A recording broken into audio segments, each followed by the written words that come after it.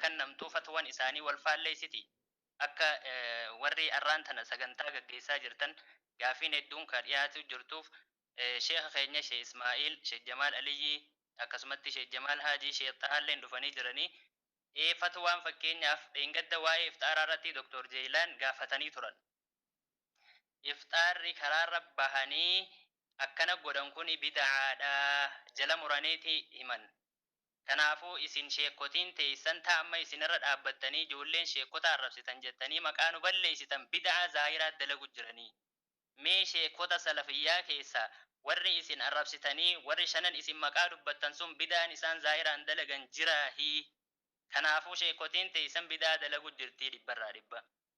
Lammaffaa katti aanu da'awaa keessatti yeroo da'awaa gootan isin qissaa haasoytan malee qura'aanaa fi hadiisa maaf hin gorsine sirritti. Maaliif toohida hin gorsine hawaasa? Maa seenaa qofaa haasawaa ooltanii? Kanarratti namni yaada kana je'ee wal ittiin qaqqabnu gaamala. Fakkeenyaaf sheekha keenya Sheekh Bayaan Karroodha. Kalee waa'ee kana isaanii haasawaa turan. Sheekh Bayaan yoo as jiraatellee yoo jiraachuu baatellee yaada isaanii dhufanii akka ibsatan akka nama tokkotti niin gaafadha. Maqaa namaa dhahuun hin barbaachisu osoo hin jenne ni barbaachisa. Haa dhufanii himatanii jalas jiran jechuun. Abuu Zeefa. Marhaban.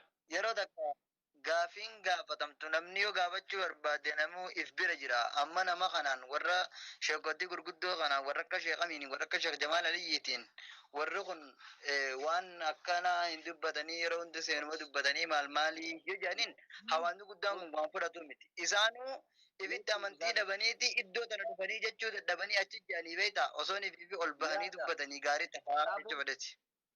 Dhaabu akkasii mini bagga gaafate.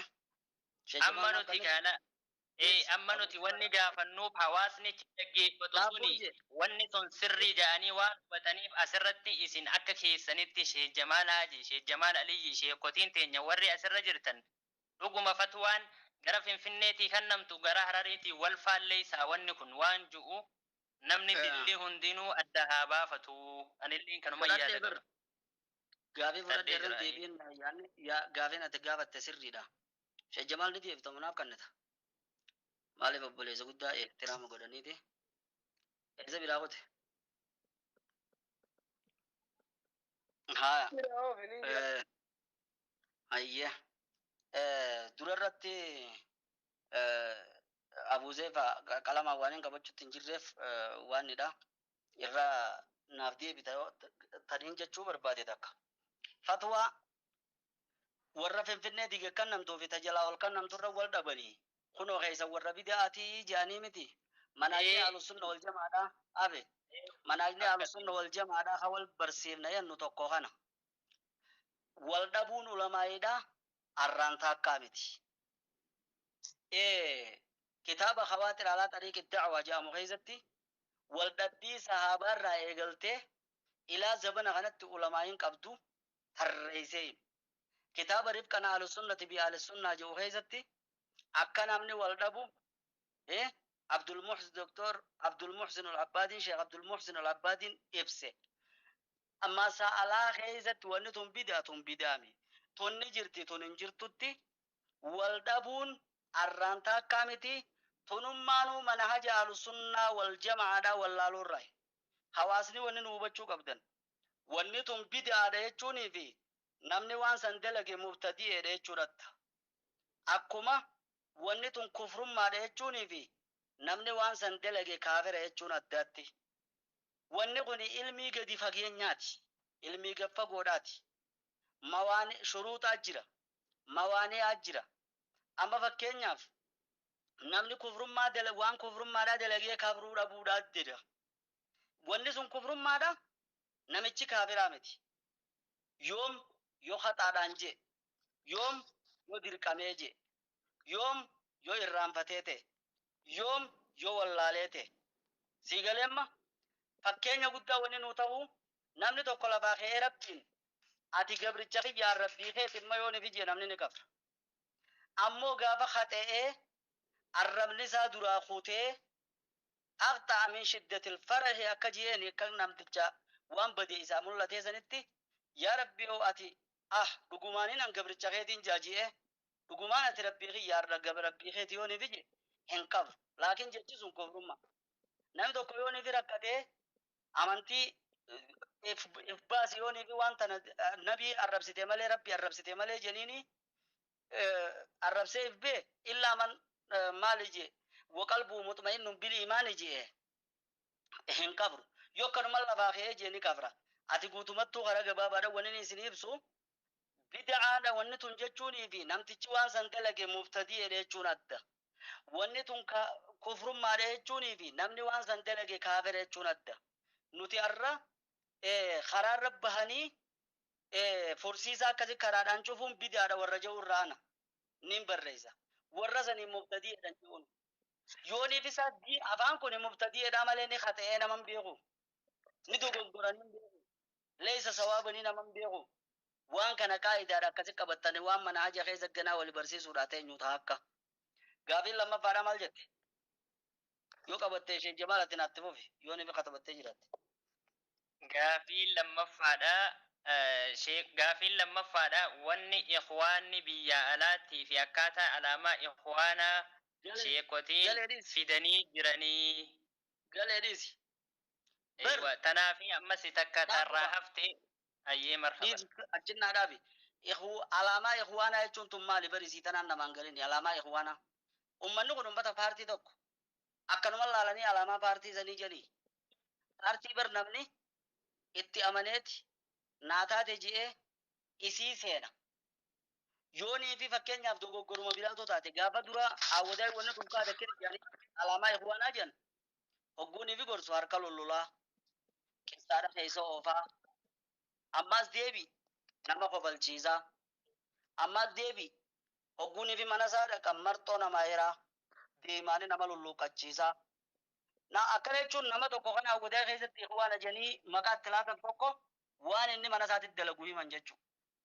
Wali qabama islaamaa jedhanii hanguu waan keenya mul'ifnaa heddummina keenya mul'ifna jedhanii wali dhufuun maaltu ikhwaanummaadha jee ikhwaanummaan sun isummaanuu maali paartii takka alaamaasii jechuun maaltu jira namicha seeni as kannuu malee akkanuma alaamaadha yoo ni bitaate yoo paartiin takka kijibde namni kijibe hundi alaamuma siidhaati kijibni isii dura jira jechuudha dogoggorri isii dura jira wanni firqaa amma baate tanarraa nu dhibe akka waan dogoggorri gaafa afaaniin hogguu gaafatan ikhwaanni amma dhibban keenya ammoo amma dhibba guutuudha dhiyaatee jiran wanni dogoggorate akkuma waan amma dhibba dura hin jirre alaamaa ikhwaanaati majan akka waan isaanuma sun irrabbee hatta osoo hataate maaliif ikhwaan warra ikhwaana duraa irratti hin baane akkuma jirru kun waan dalagu hunda wahaabiidha jee waan ibnu teemiyaan jees Muhammad Abdul Wahab ka booda tanaatiif kanna waan gartee Buhaariin dur jees Muhammad Abdul Wahab ka booda tanaatiif kanna wanni hubachuu qabdan bar yoo ilaalchi kun ka isinii galu taate yaada beekadhu ikhwaanni sun maal ta'eeti alaamaa isaaniiti jemmee cittoo maal ta'e dhaabbata tokko ka suudiidhaan duraanuu mootummaa islaamaa dhaabna je'ee jaaramee suudii keessaas turee achi suudiin shororkeessitoota itti baafte alaamaa isaati jechuun maal jechuudhaasi kanaafuu yaannummaan abalu mallattoo ikhwaanaati jiru yaada warri maqabaasoo warri aljarhu watta'diil injiinaan jehayyuun tokko aljarhu wattabdiic jaa malee namuma ta'diila isaan godhanuu nagarre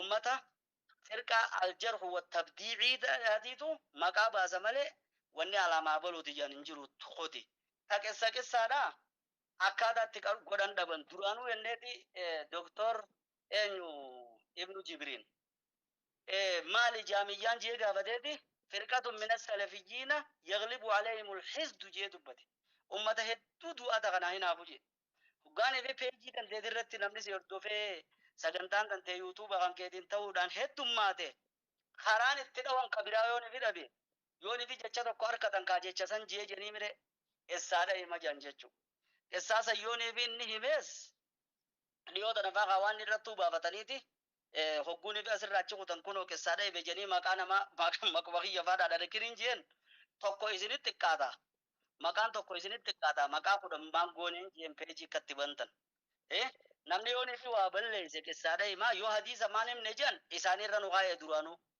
lallaal wahuma takka tatti hin beekaman ta ummatatti hin kilaafan sani titiificha ta'anii godhan sani qissaa yoonii fi himamtee qissaan sun hadiisa quraana khilaafte bakka tana khilaafte jedhii namni addunyaa irra jira bakka san himuudha yookiin ammoo alqisasu junuudullaahi tanaa jedhanii wanni dubbatan hin jirtu takkitti xumuraa tan reefu gaafatte sun hin dubbachuu barbaada hawaasni keenya anaas ta'ee gaafaan ifiin banadhee nafsiyyaa tiyyarra dhaabbadhee nama tokko walitti qabadhee irratti hamadhe yoonii fi na jala teeysan nuti hamachuutti hin jirru asin nu yaama gaafii dharraa qabnaa nu dhiyeessaa jechuu jirra kun hogguunii fi namni biraa footoo isaanii uffatee dhufellee isaanii seeneetu ol baafachuudha jirra nama akkam dubbachuudha jirra namni nan tahin ikhwaana jeeni haa ikhwaanummaa sun online irraan naan kanneen asiin kallattiidhaan naa kan jechuudha yaammachuudha jirra nama immoo maqaa namaa dogoggoraa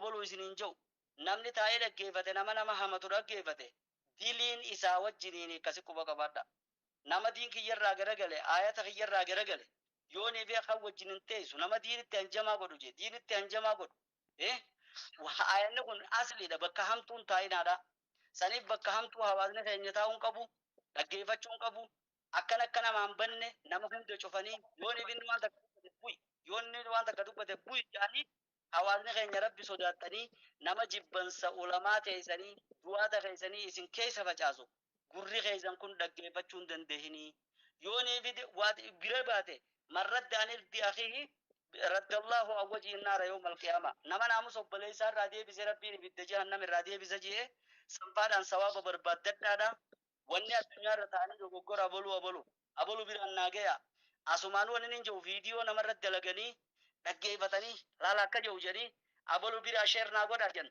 qubni keessan sheer isin godhin yoo rabbi sodaattan ijji teessan isin ilaaliniif nama san foolloo hin godhinaadhaaf nama san hordoftoota hin godhinaadhaaf xiqqeessa isaanuu walitti dhaammataniiti gurubbii keessatti awoo maaliif foolloo na buluudhaan ufii guddate isaan akkana jedhan amma yoonii fi feesbuuk irra waa barreessine wanni beektaniin nuti gareen jaarrannu laakiin keenya qubaan qabu ammoo isaan nama tokkootiitu feesbuuka 3 feesbuuka 4 baanatee nama irra guddaa arraba naamusa hin qabne namaan jiru mee jala dhabaa laala ammuma gadi laala ammuma faa dhabe ejjemaan waa sadeen ammoo obboleessi keenya gaafate kanarratti dura ni ufitte mallattoon kun mallattoo badiidhaa jennu fatawaa wal dhabuunis badii nama heddummeessuun sawaada nama heddummeessuunis badii yoo jenne qissaa ta'uunis badii yoo jenne eenyuutu wanni kun mallattoo ikhwaanaati jeekumaati jettetti